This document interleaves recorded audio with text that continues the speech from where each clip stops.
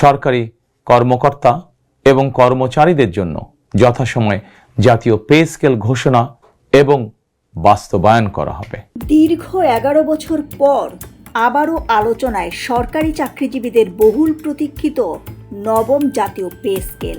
2026 সালে নতুন বেতন কাঠামো কার্যকরের সম্ভাবনা নিয়ে প্রশাসন জুড়ে চলছে ব্যাপক আলোচনা।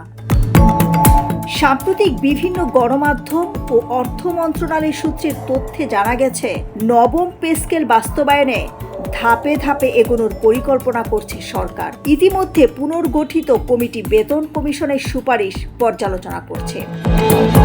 প্রস্তাবিত কাঠামো অনুযায়ী বর্তমান 8,250 টাকার সর্বনিম্ন মূল বেতন বাড়িয়ে 20,000 টাকা করার সুপারিশ করা হয়েছে। অন্যদিকে সর্বোচ্চ মূল বেতন 78,000 টাকা থেকে বাড়িয়ে 1,60,000 টাকা পর্যন্ত নির্ধারণের প্রস্তাব রয়েছে।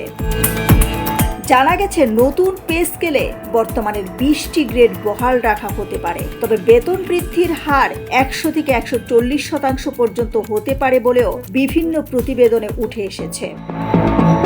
অর্থ মন্ত্রণালয়ের সংশ্লিষ্ট সূত্র বলছে, দ্রব্যমূল্য বৃদ্ধি, জীবনযাত্রার ব্যয় এবং মুদ্রাস্ফীতির চাপ বিবেচনায় এনে নতুন বেতন কাঠামো সাজানো হচ্ছে।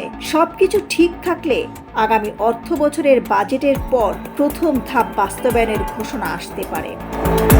তবে এখনও সরকারিভাবে চূড়ান্ত গেজেট প্রকাশ হয়নি, ফলে সম্ভাব্য বেতন কাঠামো নিয়ে আলোচনা থাকলেও চূড়ান্ত সিদ্ধান্তের জন্য অপেক্ষা করতে হবে সরকারি ঘোষণার। নবম পে স্কেল বাস্তবায়ন হলে লাখো সরকারি চাকরিজীবীর জীবনে আসতে পারে বড় পরিবর্তন। এখন সবার নজর সরকারের চূড়ান্ত ঘোষণার দিকে।